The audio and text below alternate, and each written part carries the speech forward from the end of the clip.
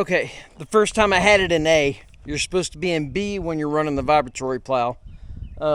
Just something to get used to. Maybe I just run around in it. I mean, I don't know. I'd probably switch back and forth. It is quicker when you're in A compared to B tracking around. But so this has got probably 8 inches of rock.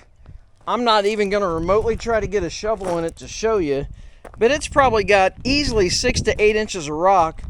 It's got asphalt millings on it. That's what this is right here that have been back here forever. I know it's got like 3 inches of asphalt millings on it because I built it up with the millings. So I would assume that entire area that we plowed just now is probably compacted gravel. Now, I drive, you can see, here's all my stuff, all my crap. You can tell this is my drive lane. Like, I'm in here with dump trucks loaded with salt. I'm back here with my truck. I back up my, 7,500 pound trailer with a machine on it sometimes over here. Skid loader, excavator all the time. Excavator buckets are there. Skid loader buckets are there. Attachments are here. I'm in here all the time. I guess I could move over here.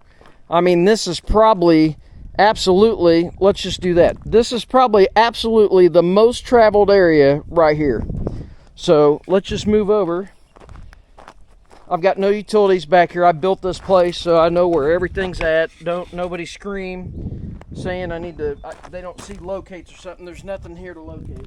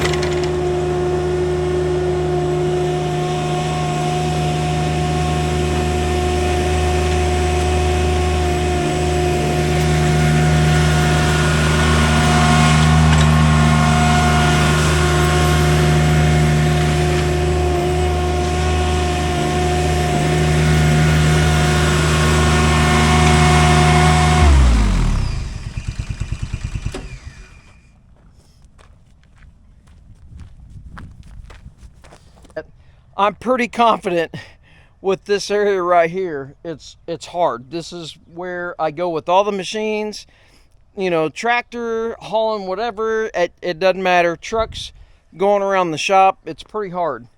So I'd be pretty confident that that's as hard, if not harder, than what we plowed yesterday with the dingo. Really didn't change any speed. I'm going to be honest with you. I'm going into a blind hole. I'm not having a receiving pit or anything. Usually we pre-dig to get into stuff. The only thing I think it's going to struggle like anything is going up hills, plowing. But it did that over there and it was just a consistent speed. If you put that with some really hard soil, it may struggle a little bit. If it does, I'd probably just go ahead and plow it the other direction and figure out the wiring. Normally we plow one direction just to kind of get our wire around the house, but cut the wire and do a splice. We don't like splicing, but if I have to make it work, I'd make it work. But if you're doing irrigation and you're looking for a cheap machine, something, I wouldn't say cheap, let's call it inexpensive. If you're looking for a very inexpensive machine, brand new, 25 grand for wide track. I personally don't do anything narrow track at all. I want that 41, 42 inch wide width because literally, I've personally put a machine on its side when it was 36 inches wide. It was a ditch witch and it was a demo. That wasn't fun. Anyways, I don't like admitting that, but I do because I did it and I've messed it up. Anyways, but if you're looking for an inexpensive machine, especially getting into doing irrigation, you know, if you're running a trencher, if it runs this, I would say it'd run a trencher as long as it's spec'd correctly.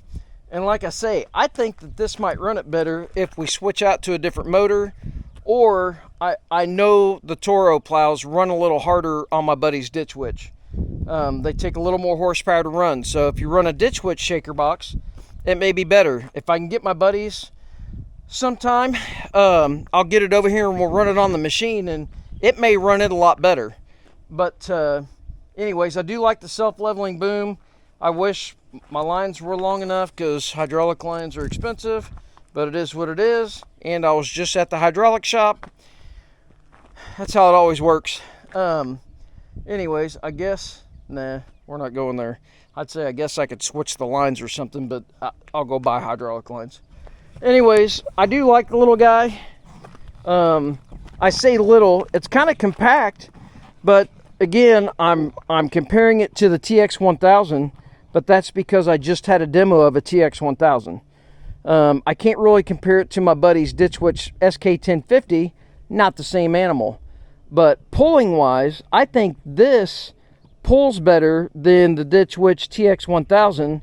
This has got a D1105 25 horse Kubota in it, and the TX1000 I believe has a 1305, so it's larger displacement. Now maybe you could run the RPMs up on that and make a little more horsepower. I don't know, I'm not telling you how to do that, but that's a thing.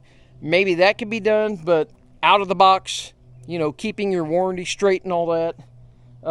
Smaller motor, but the way it's valved, this works way better than a TX1000 for running the plow. I was actually surprised that it didn't run the Toro plow on a Toro machine, kind of one of their flagships, and it didn't run it as well as what I kind of thought.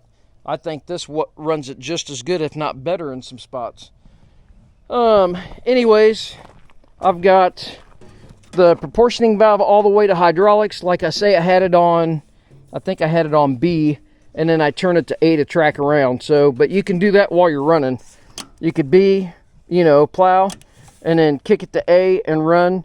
It'd almost be nice if you could turn this in the middle on A, and or even on B, you know, proportion it almost all the other way to the machine side with a smaller motor if it'd run it, but it ain't a thing. I can literally, it's as easy as that, and you can do it while it's running. So, okay, well, we're going to do some more testing, but I'm going to be honest with you, I might end up buying one of these. So I think I'm going to buy one, and we're going to run it for a while and see what it does.